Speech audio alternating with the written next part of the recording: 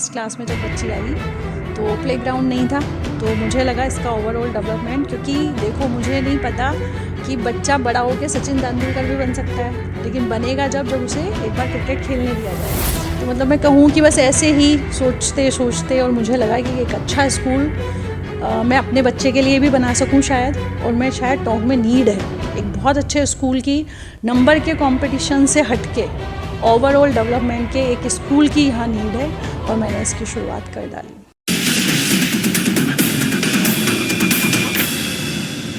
नमस्कार साथियों, मैं पीयूष गौतम और आप देख रहे हैं स्वर्ण खबर का खास कार्यक्रम संघर्षों से भरी कहानी। और आज हम आ पहुँचे हैं sunshine global senior secondary school, जो कि टोंक की आज के टाइम में फेमस स्कूल है और ये ज़मीन से उठी भी स्कूल है। शुरुआत जब हुई तो ये सेकंड क्लास से शुरू हुई, थर्ड क्लास से शुरू हुई, और आज देखा जाए तो सेकेंडरी स्कूल है, 12th तक की स्कूल है। टोंक की नंबर 1 स्कूल्स की कैटेगरीज़ में ये आती है। आज हम जानेंगे यहाँ के जो प्रिंसिपल मैम हैं हमारे साथ में, कामिनी श्रीवास्तव जी हैं, और जानेंगे मैम किस तरह का आपका संघर्ष रहा, जो शुरुआत यहाँ पे हुई वो कैसे हुई, किन परिस्थितियों में आप यहाँ पर आए और किस तरह से मतलब इस्टेब्लिश किया आपने इस स्कूल। हाँ, इसके लिए सबसे पहले तो पीयूष कॉन्ग्रेचुलेशंस कि तुमने एक बहुत अच्छा कार्यक्रम स्टार्ट किया है, क्योंकि सबने जिस तरह से शुरुआत की होती है कुछ ना कुछ वजह होती है। अच्छा क्वेश्चन भी है तुम्हारा, क्योंकि इस शुरुआत से कुछ लोग कभी ना कहीं इंस्पायर हो जाते हैं और वो भी शुरू कर पाते हैं कुछ नई चीज़ें। तो मैं बताऊंगी 2011 में जब हमने ये स्कूल स्टार्ट किया था तो एज सच कोई वजह नहीं थी, बस वजह इतनी ही थी कि एक अच्छे प्ले स्कूल में मैंने अपने बच्चों का एडमिशन कराया, और प्ले स्कूल के लिए वहाँ मैं कहूँगी बहुत अच्छा था, जो नाम नहीं लेना चाहूँगी। फिर उसके बाद वहाँ पे क्योंकि जैसे जैसे बच्चा बड़ा होता है, फर्स्ट क्लास में जब बच्ची आई तो प्लेग्राउंड नहीं था, तो मुझे लगा इसका ओवरऑल डेवलपमेंट, क्योंकि देखो मुझे नहीं पता कि बच्चा बड़ा होकर सचिन तेंदुलकर भी बन सकता है, लेकिन बनेगा जब उसे एक बार क्रिकेट खेलने दिया जाएगा। डॉक्टर भी बन सकता है, लेकिन बनेगा जब उसे लैब मिलेगी, जब वो साइंस पढ़ेगा।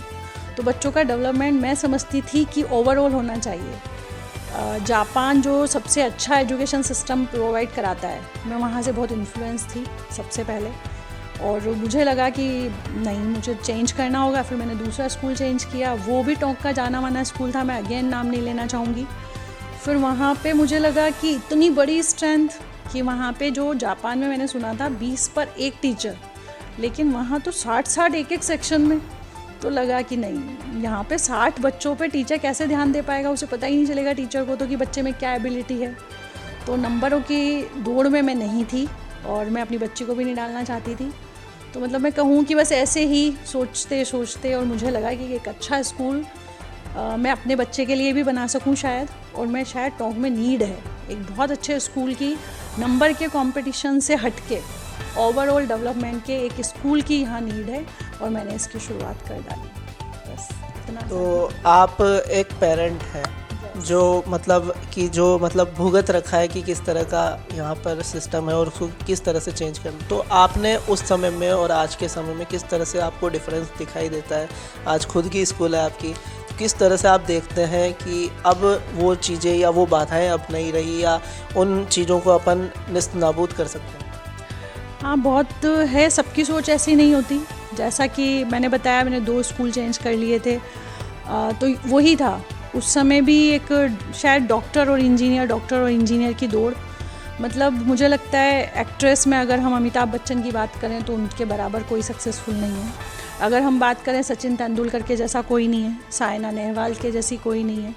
अगर हम बात करें तो कल्पना चावला भी बहुत कुछ कर गई।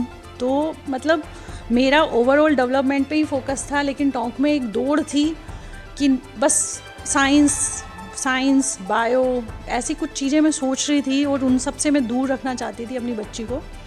गेम्स भी मिले तो डांस भी मिले, तो सारा कुछ मिलना चाहिए बच्चों को। और वो उस समय मुझे लगता था कि एज ए पेरेंट तो मैं अपने बच्चे को जो देना चाहती थी, चलो ठीक है। पेरेंट्स के सामने कई बार बात रखते थे कि भाई उनका टूर्नामेंट्स में पार्ट लेना है, बच्चों को गेम्स वगैरह होना चाहिए। कई बार पेरेंट्स वही कि पढ़ाई का डिस्टर्बेंस, और जैसे कि टोंक में बहुत अच्छी कोई एकेडमिक्स हैं भी नहीं गेम्स की, तो बहुत फेस मैंने भी की, और वही चीज़ थी कि हम स्कूल में ही सारा दें बच्चों को। मेरी कोशिश यही रहती है कि स्कूल में सबसे ज़्यादा सारी एक्टिविटी प्रोवाइड करा दूं, ताकि बच्चों को कहीं और जाने की ज़रूरत ही ना पड़े, सारा कुछ एक प्लेटफॉर्म पे उन्हें मिल जाए। तो इसी कोशिश में मैं लगी रहती हूँ, और पेरेंट्स का कोऑपरेशन ही है।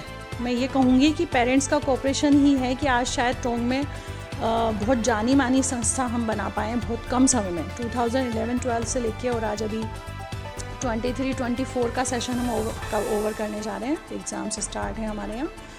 तो इस कम समय में इतना बड़ा स्कूल बना देना, सेकंड तक स्टार्ट किया था और आज सीनियर सेकेंडरी, और हर फील्ड में हमने अच्छे से अच्छा दिया है बच्चों को। स्पोर्ट्स में, कल्चरल एक्टिविटी में हमारे बच्चे लगातार पार्ट लेते हैं, टूर्नामेंट्स में स्टेट खेलने जाते हैं। तो बस लग रहा है कि पेरेंट्स का और मेरा एक रिलेशन, प्लस मेरे बच्चों के साथ मेरा रिलेशन बहुत हेल्दी है, और वो मुझे समझते हैं और मैं उन्हें समझती हूँ।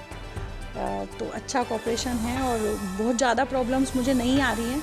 मैं जो चीज़ें अपने स्कूल में इस्टेब्लिश करना चाह रही हूँ, मैं बहुत हद तक कर पाती हूँ और कर पा रही हूँ। पेरेंट्स भी बराबर से कोऑपरेशन देते हैं, और बच्चों का ओवरऑल डेवलपमेंट ही मेरा फोकस है, और मैं कर पाती हूँ।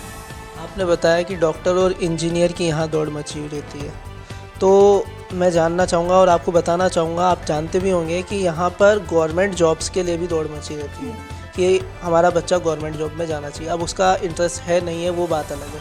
तो ऐसे में पेरेंट्स को क्या कहना चाहेंगे कि बच्चों के इंटरेस्ट को वो कैसे समझ सकते हैं? देखो, मैं यही कहना चाहूँगी कि डॉक्टर्स और इंजीनियर्स ही पूरी सोसाइटी को कवर कर पाते, तो अदर जॉब्स की, या क्या ये है क्या पॉसिबल कि हमारे लिए सिर्फ डॉक्टर्स और इंजीनियर्स से हमारी सोसाइटी कवर हो जाएगी? हमें पुलिसमैन भी चाहिए, हमें लॉयर्स भी चाहिए, हमें बिजनेसमैन भी चाहिए। तो मैं समझती हूँ कि बच्चे को किस चीज़ में इंटरेस्ट है। हमें एंटरटेनमेंट चाहिए, सबसे बड़ी बात आजकल जो न्यू रिसेंटली हुई है, सामने आई है। एंटरटेनमेंट में भी आप देखते हैं कि पहले सिर्फ एक्टर और एक्ट्रेस, और अभी तो हास्य कवि, और मैं काफ़ी चीज़ें देखती हूँ बच्चों की, बहुत ज़्यादा प्लेटफॉर्म मिल रहा है एंटरटेनमेंट में भी। तो बहुत सारी चीज़ें हैं हमें अपने बच्चे की। देखिए, मैं फिर से कहना चाहूँगी कि जापान जो है ना, उसकी एजुकेशन पॉलिसी को एज अ पेरेंट, मैं सभी पेरेंट्स को कहना चाहूँगी कि पेरेंट्स पढ़ें, समझें और जानें। देखिए, सबसे पहले वहाँ पे क्या है जिससे मैं बहुत इम्प्रेस हूँ, 3 इयर्स तो बच्चों को सिर्फ उनके बिहेवियर को डेवलपमेंट का देते हैं।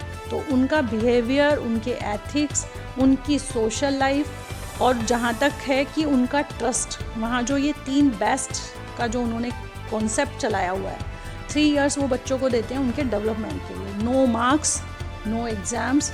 बच्चे का बिहेवियर अगर अच्छा हो गया तो वो सोसाइटी में अपने आप को बेस्ट ऑफ द बेस्ट जमा ही लेता है। डॉक्टर या इंजीनियर उसका इंटरेस्ट डेफिनेटली हो सकता है, साइंटिस्ट भी हो सकता है, बहुत कुछ बन सकता है बच्चा, लेकिन उसके इंटरेस्ट को सबसे पहले ध्यान दीजिए। क्योंकि सबको पता है डॉक्टर और इंजीनियर की दौड़ में मैं बहुत ज़्यादा तो नहीं कहना चाहूँगी, लेकिन मुझे पता है कि किस तरह से बच्चे रात दिन सुसाइड की तरफ जा रहे हैं। तो मैं ये चाहूँगी कि हम 20 पे 1 टीचर रखें, या हम घर पे भी, स्कूल ही सारा नहीं कर सकता, हमारे पेरेंट्स को भी बहुत ध्यान देने की ज़रूरत है कि अपने बच्चे के इंटरेस्ट को समझिए।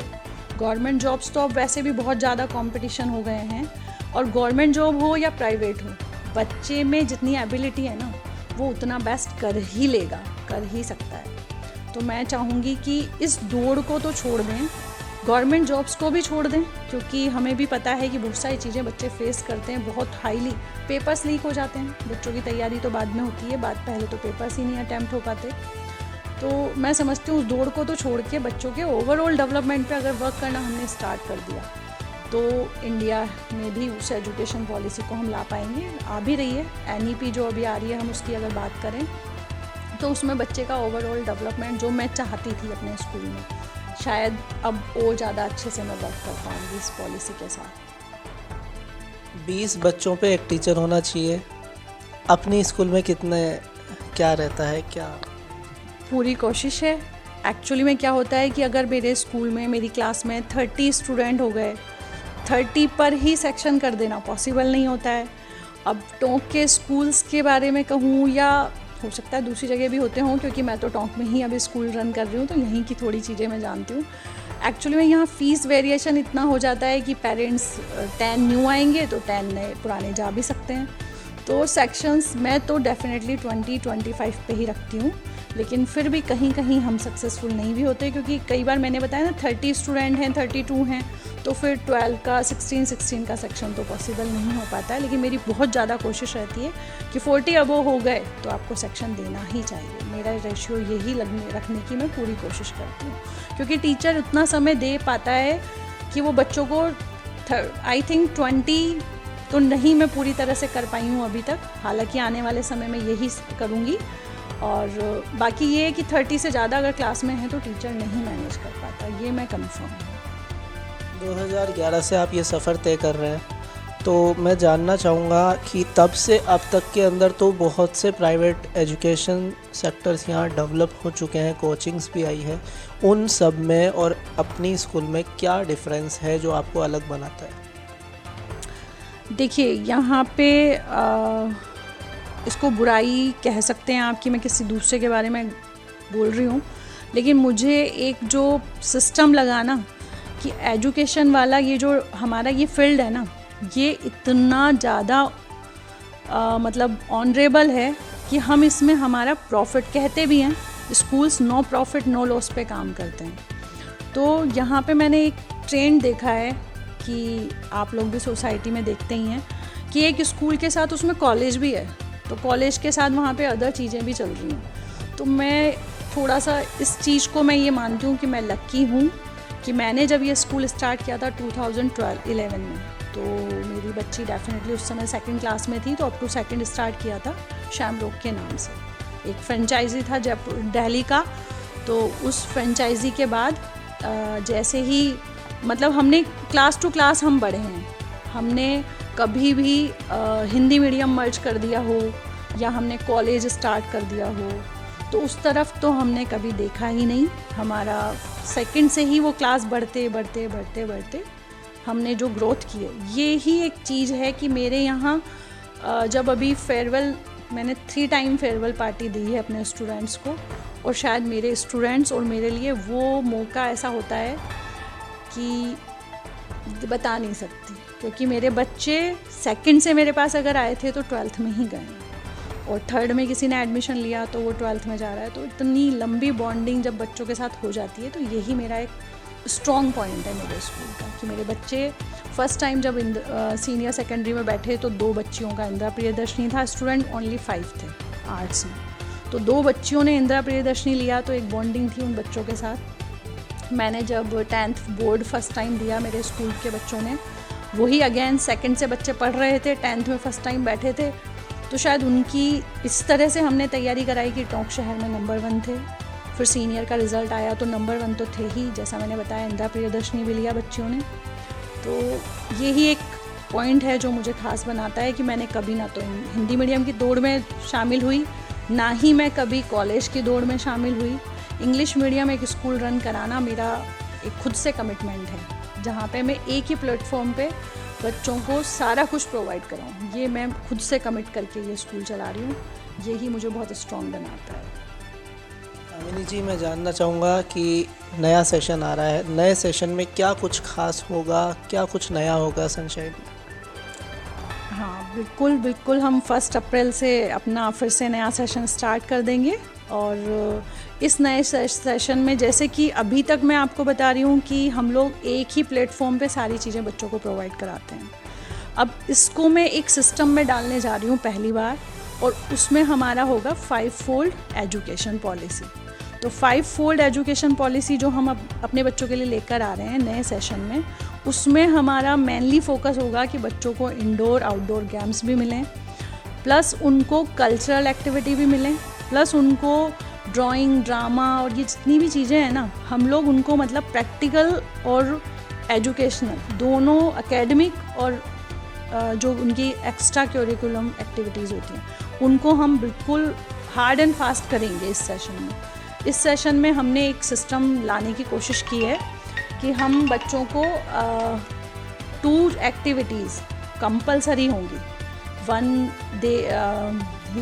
They can choose dance, they can choose drama, they can choose drawing with their studies.